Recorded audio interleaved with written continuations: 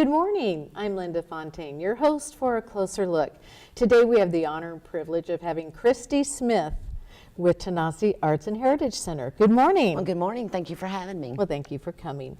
Tell us, what is Tanasi Arts and Heritage Center? Tanasi Arts and Heritage Center is a regional art and crafts center that showcases Tennessee mountain arts, whether it be jewelry, wood bowls, scarves, silk scarves. We just did a workshop on corn husk dolls, yarn dyeing, herb foraging. We have all kinds of good recipes there as well. We carry honey. We carry a lot of canjos, which is a specific guitar made out of a Spam can. Wow. Yes, and we also carry yarns, a lot of yarns there. So is it more of like a shop? It is a gallery for right now, the center is, but we do have workshops there monthly. Right now, especially during the year of the National Endowment for the Art Grant. But we do, in the past, also have them quarterly, usually, and a lot of community people come out for those. Okay, so right now you have them monthly? Yes. That is wonderful. I was looking at the website, and I noticed one in particular that piqued my interest, and that was the herb foraging. Yes, herb foraging, of course, has been around for centuries. Our ancestors have been foraging in the mountains for, centuries. And so we, during the National Endowment for the Art Grant, that was our first event that we had in September of 2017. And it was with Michelle Boughton, who actually owns Herbalacha, which is a foraging. She teaches you to live off the land. Yes. Class that they actually are getting ready to start again in March of this year. So. Oh, I had a son that was very interested in taking that class, and it just didn't work with his schedule. And now he doesn't live in the state anymore, but when he comes back sometime, he's going to have to sign up for that because he is very interested in that sort of thing. He and his friend go out foraging all the time, trying to learn about the different things out there. That we can eat, yes. When I grew up, my father taught me how to hunt morels, and so his grandmother, or his mother, taught him as well. And so we had 115 people show up for that class, and it was free. That's the good thing about these events. They're all free. Oh, wow. Because we initially got it from the National Endowment for the Arts, and so we offer these for free classes. So. That is wonderful. Yes, it is. So do you have like art shows and things like that there? We will have a particular class in June that's actually you get to do your own art. And found art and also watercoloring with that. We do have art there, yes, for sale. We have a lot of artists. But do you ever showcase one artist a month or something like that? I try to do that on Facebook. I'll go into the gallery and take pictures of different artists' work and showcase them on Facebook for right now. Yes. Well, that sounds interesting. Now, I had not even heard of y'all until I was just fiddling around on the computer one day looking at the different chambers in the area and events that were going on, and I came across an event that you guys have coming up. And then I thought, well, they sound like a really interesting group of people. I'm going to give them a call. But do you have the Art of Storytelling event or something like this coming up? Yes, we do. February the 24th, we partnered with East Tennessee State University's master program under Dr. Delana Reed, and also with the Unicoi County High School's Drama Club, directed under Lori Wright, who used to be a board member on Tanasi's board. But we have partnered with those to have an event from 5 to 8 o'clock at the Unicoi County High School auditorium. And the good thing about this is that they will be actually talking and doing storytelling on the railroad tales, which will include the Tweetsie and the Carolina Clinchfield. That'd be interesting. Yes. So is this open to the public? This is open to the public. We do have a registration.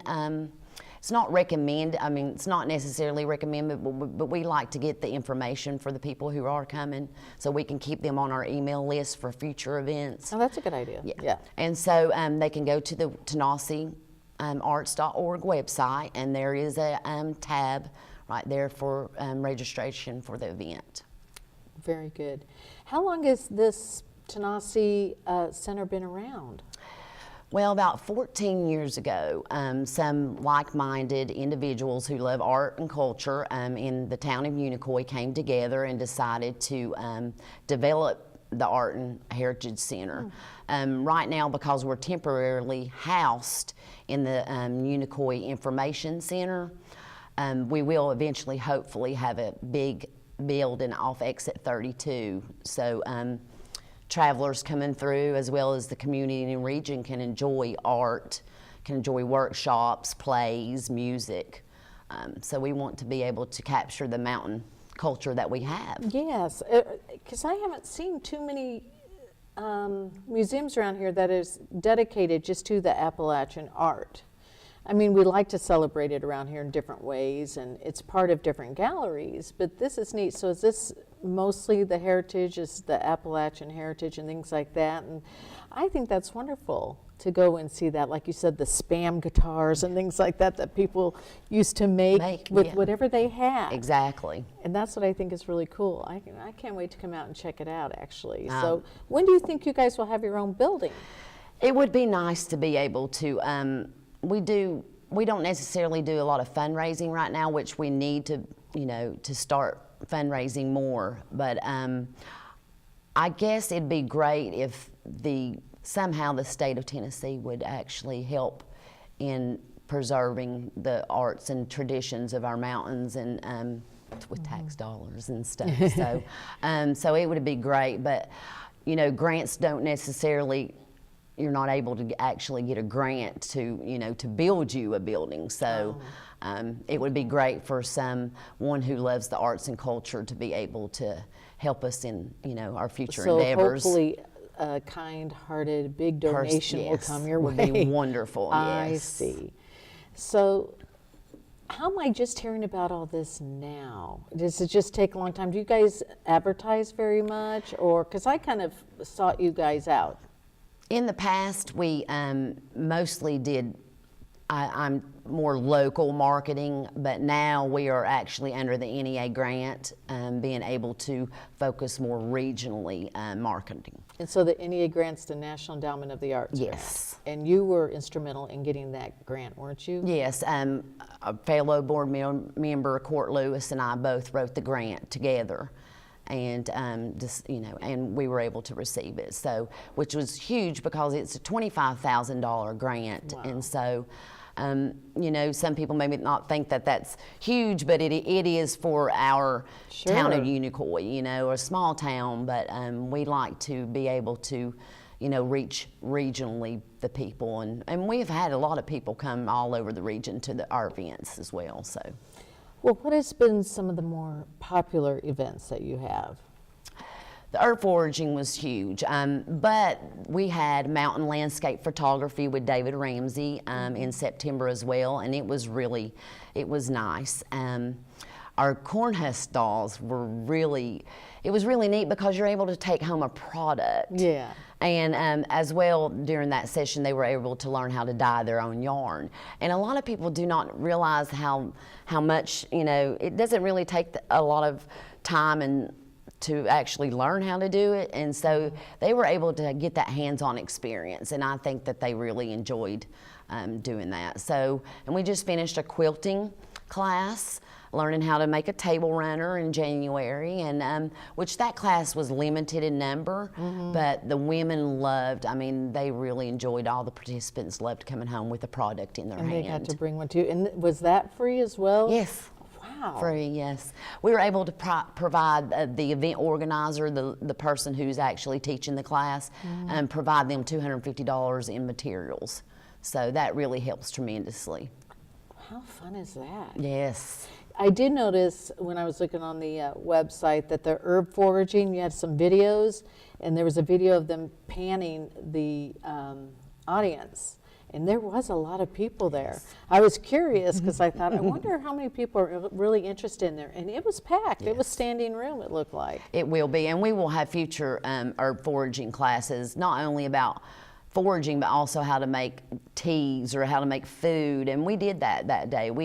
She actually made salads and different other hors d'oeuvres for with what they found. Well, that would be fun to go out and forage for it, and then everybody come Yeah. home and see what they had, or come back to the class and make your own salad and everybody eat what they foraged. Yes. That would be fun. And it's amazing for people to understand that, there are tons of herbs and tons of flowers and tons of, mushrooms or anything out there. And we live in the oldest mountains in the world. So the Appalachian Mountains are home to so many species that, you can't find anywhere else. And so it's really great to know that, you can step out your back door. I mean, pine needles. A lot of people don't realize that pine needles can actually be put into water to make a tea. Oh, my son would make pine needle tea Yeah, and things like that. exactly. He And knows so much when he would go out there.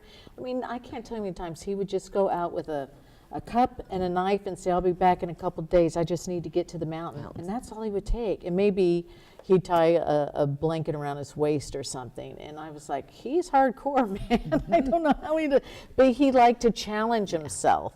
But he learned so much he'd say, I'm stuffed, Mom, there's a lot of food out there. Because I'd try to pack stuff. Well, take some food to go. Mom, there's plenty out there. You just need to know what you're looking for. Exactly. Okay. And make sure that you don't pick something that Yes, is poisonous. yes, he has made that mistake a few times.